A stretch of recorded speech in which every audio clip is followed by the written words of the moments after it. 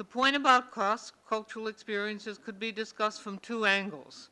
One angle is learning from the positive and creative aspects of the culture, which would include the culture of collectivity, dancing, singing, values of helping each other in difficulty, gender relation, arts like painting, sculpture, literature, etc. Huh?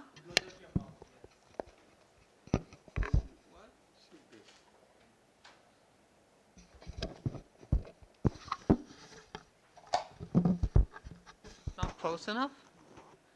These are the legacies which are carried in the folk culture of oppressed and exploited people right from their egalitarian and democratic society in the past. Even after the defeat of the democratic and egalitarian society and the enslavement of people as races or castes, people maintain creative and positive aspects of the whole culture, though in subdued and separatist forms. But one surely could say that these are the sparks which could unite the new beginning of full-fledged cultural development consistent with the dream of the new modern egalitarian democratic society. There are different historical processes through which African Americans and Dalits have become exploited, enslaved, and oppressed. These differences should be noted to understand the specificities of the cultural aspects which would become a better basis for coming together and exchanging experiences.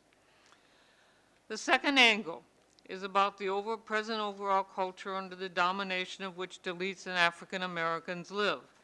African Americans were made slaves forcefully as part of primitive accumulation of capital at the world level. Capital considered them not as human beings, but as draft animals, which are used for cultivating agriculture or some other purposes. This slavery was very different from the slavery of pre-feudal times in Europe, where even a kind of democratic society of that time enslaved people from other clans or Sangaganas. African American people as slaves faced a very modern system of exploitation, that is a capitalist system. A civil war related to the inner contradictions of the developing capitalist mode of production in today's United States and the big landed interests who were otherwise doing all functions in terms of selling their products within the capitalist system, but using slaves for producing products like cotton from their fields. These landowners were not feudal landlords. They were capitalist landowners as such. This whole thing was creating contradictions inside the capitalist mode of production in the USA, which revealed itself in the form of civil war between the North and South. The beginning of the process of abolition of slavery was related to resolving these contradictions by capitalism and making it more modern. But for Dalits in India, the process was completely and radically different. When the capitalist mode of production came to India as part of imperialist colonialism of a modern kind, Dalits could find a space to fight against their caste or oppression, organize themselves, and emerge as sellers as labor power in a capitalist domain. In other words, it could be said that the entry of colonial capital, though it was generally enslaving what is today known as India, Pakistan, Bangladesh, etc., was not conversant with the caste system, and which was considered by them as one of the impediments in the way of making labor power free from the agricultural domain and making a commodity which could be bought for working in the newly established factories. Movements came like Adi Dharma, Adi Andhra, Adi Hindu, emerging in various states. Movements like the Satyashodak movement led by Jyotirao Phule, which was directed against caste oppression, the first organization aiming at the annihilation of caste. These movements emerged even before the leadership of Dr. Babasaheb Ambedkar. All these movements, including those led by Dr. Babasaheb Ambedkar, came up with their own cultural programs which were related to the culture of collectivity and egalitarianism, which came from the pre-caste system period. The symbolism, values, the culture of women's liberation, songs, jalsas, tamashas, cultural alternatives for expressing the joys and sorrows of life were all part of the program of these movements.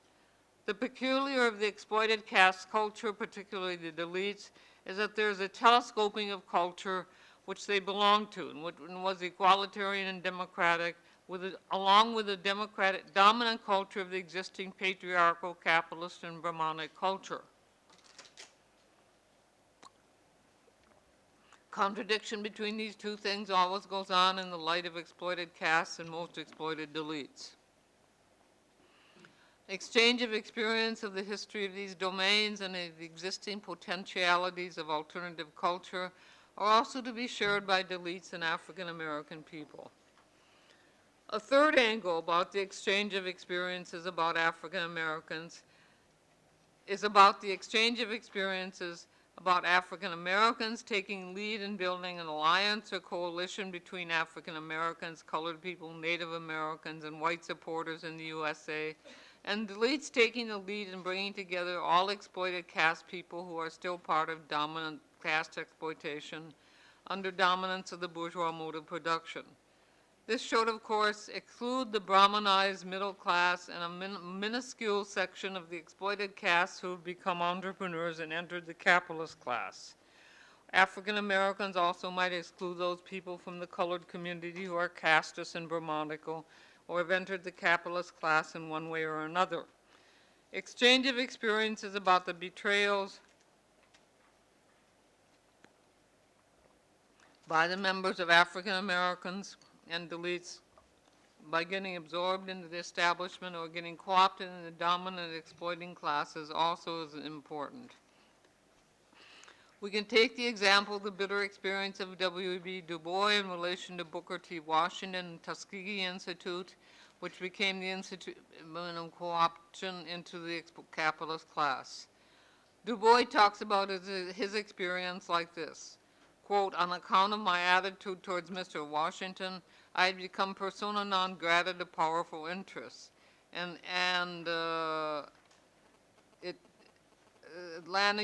became clear that Atlanta University would not be able to get support for its general work on for its study of the Negro problem so long as I remained at the institution.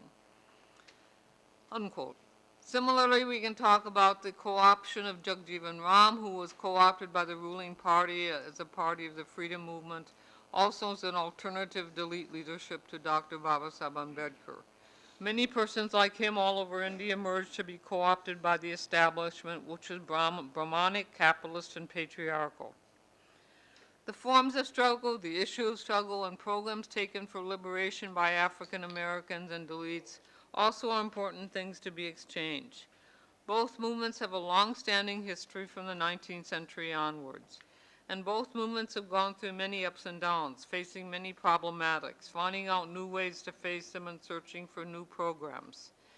In this 21st century, they are facing new imperialist globalization, which on the one hand has started a rapid process of dispossessing the population in rural areas of the developing countries of their land and other property, and has taken the fossil fuel-based industrial production to its zenith, going rapidly toward the exhaustion of the resources which can't be regenerated.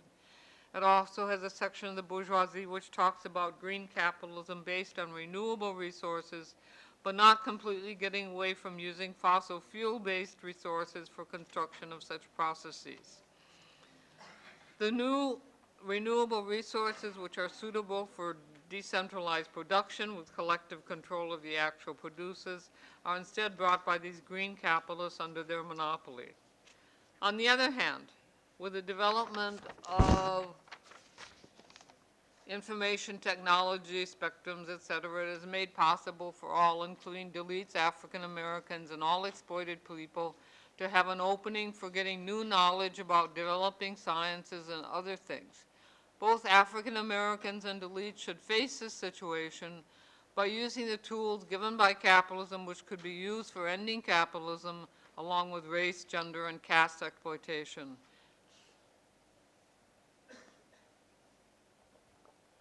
Instead of getting co-opted and trying to create black capitalism or Dalit capitalism, which is an impossibility, they should create their own parallel resources of knowledge for the formation of the vision of decentralized, ecologically balanced, and prosperous democratic society, which could be created only after ending all the other forms of exploitation, all the forms of exploitation.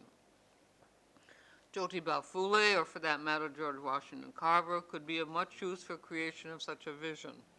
The movement should start a chain process which unfolds into the final dream by struggling with the establishment, but putting forward aspects of their dream and practice, even in the immediate present.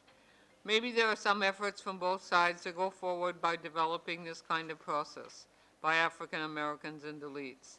Exchange of experiences in this realm is of utmost importance because putting forward the alternative for a new alternative society would make them champions and visionaries of a liberated humanity, bringing all exploited sections in the form of class, castes, races, and gender.